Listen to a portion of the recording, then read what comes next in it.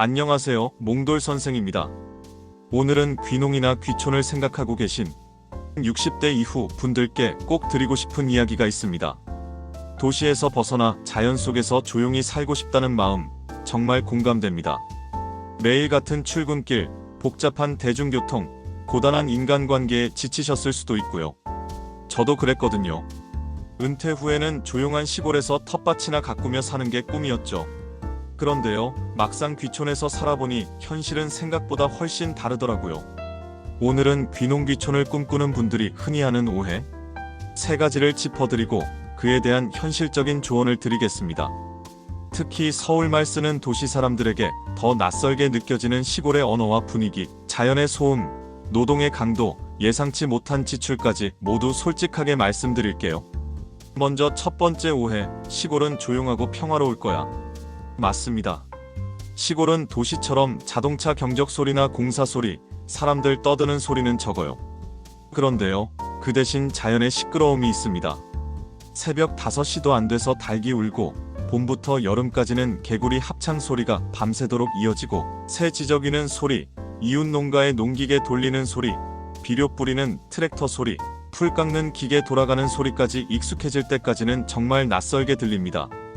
조용한 줄 알았는데 막상 살아보면 아침부터 저녁까지 뭔가가 계속 우웅, 따르르르르 하는 느낌이에요.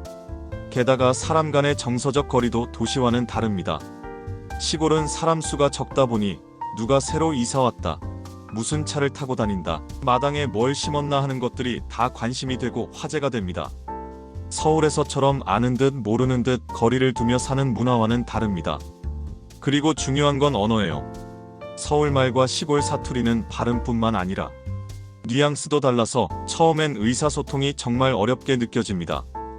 예를 들어 전남 장흥에서 얼른 좀 허그라는 말을 들었을 때 전 무슨 뜻인지 몰랐어요. 알고 보니 빨리 좀 해봐라는 말이더라고요. 그런데 그 어투가 퉁명스럽게 들려서 처음엔 마음이 상하기도 했습니다. 하지만 알고 보면 그게 그 지역의 평범한 말투예요. 이처럼 말투의 뉘앙스 차이로 오해가 생기고 특히 외지인인 우리가 서운하다고 느끼는 일이 자주 생깁니다. 두 번째 오해, 텃밭이나 가꾸면서 소일거리하면 되지. 자연과 가까이 살며 농사짓고 작물 기르며 보내는 삶. 낭만적으로 느껴지죠? 하지만 그건 잠깐 체험하러 왔을 때 얘기고 막상 매일같이 반복되는 일상이 되면 전혀 다른 얘기입니다.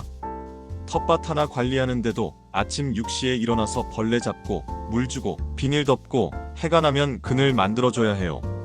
비라도 오면 흙 무너지는 거 막으러 뛰어나가야 하고요. 그게 끝이 아닙니다. 고추 심었다면 물 빠지지 않게 배수로 파야 하고 수박 심었다면 들짐승 막는 철망도 설치해야 하죠. 봄철엔 농기계 돌리다 손가락 끊기는 사고, 여름엔 고추 따다 일사병으로 쓰러지는 사고, 가을엔 감나무에서 떨어져 갈비뼈 부러지는 일, 겨울엔 보일러 고치다 연기 중독되는 일도 있습니다. 저희 마을에 실제로 귀촌 3년차 되신 70대 어르신 한 분은 자가 정비하던 예초기가 튀어올라 다리를 심하게 다치셨어요. 병원에서 몇 달을 계시고 결국 도시 자녀들 집으로 다시 올라가셨죠. 귀농귀촌의 노동은 절대 소일거리가 아닙니다. 농사에는 쉬는 날이 없고 한번 수확기를 놓치면 몇 달 고생이 물거품이 돼요. 몸도 마음도 다 버거운 일이지만 이상하게도 많은 분들이 이걸 은퇴 후 취미쯤으로 여깁니다. 현실은 그렇지 않아요. 세 번째 오해, 시골이니까 돈 쓸 일이 별로 없겠지. 많은 분들이 도시는 물가가 비싸니까 시골은 싸겠지 하고 생각하세요. 하지만 요즘 시골 물가 전혀 안 쌉니다. 오히려 슈퍼 하나 없는 동네에서 마트 배달이나 택배로 식자재를 사면 도시보다 더 비싸게 주고 사는 경우도 많아요. 특히 전통시장 같은 데가 가까이 없다면 기본적인 장도 도시보다 어렵고 비쌉니다. 게다가 교통비, 차 유지비, 경유기름값, 이것도 무시 못해요. 시골은 대중교통이 불편하니까 대부분 자가용이 필수인데요. 차량 2대 운영하는 가정도 적지 않아요.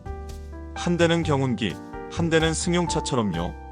그 유지비만 해도 한 달 30만 원이 넘게 들어갑니다. 그리고 의외로 많은 분들이 간과하는 게 사교비입니다. 시골에서는 이웃과의 관계가 굉장히 중요하다 보니 마을 행사, 잔치, 경로당 모임, 체육대회, 김장철 공동작업 등 무조건 참여해야 하는 자리가 많아요. 여기엔 밥값, 회비, 때로는 품앗이까지 포함됩니다. 저도 귀촌 초기에 경로잔치에서 쌀과 반찬값, 상차림 비용으로 7만 원을 냈던 기억이 있어요. 나중에 안 가면 되지라고 생각했지만 그런 게 계속 쌓이면 이웃이랑 안 어울리는 사람으로 찍힙니다. 그 후엔 이웃 관계도 힘들어지죠. 무엇보다 결정적인 건 고정 수입이 없다는 사실입니다. 도시처럼 퇴직 후에라도 택배, 매장 알바, 강의 같은 일을 하면서 조금씩 수입을 낼 수 있는 구조가 거의 없어요. 귀촌 후 대부분은 국민연금이나 자녀 지원에 의존하거나 적금연금형 부동산 없이는 생활비 유지가 어렵습니다. 그래서 귀농귀촌은 단순히 도시에서 벗어나고 싶다는 마음 하나로 결정하면 안 됩니다. 귀농은 새로운 환경에서 삶 전체를 다시 설계하는 일이에요. 농사 기술도 배우고 언어와 문화도 익히고 지역 사람들과 소통하는 연습도 필요합니다. 제가 처음 시골에 왔을 땐 예초기 기름 섞는 법도 몰라서 이웃 어르신께 3번이나 부탁드렸어요. 처음엔 무뚝뚝하게 보였던 그분이 나중엔 웃으면서 다음부턴 직접 해봐라잉 하시더라고요. 그때 느꼈죠. 이곳도 결국은 사람 사는 곳이고 천천히 관계 맺는 시간이 필요하다는 걸요. 정리해드릴게요.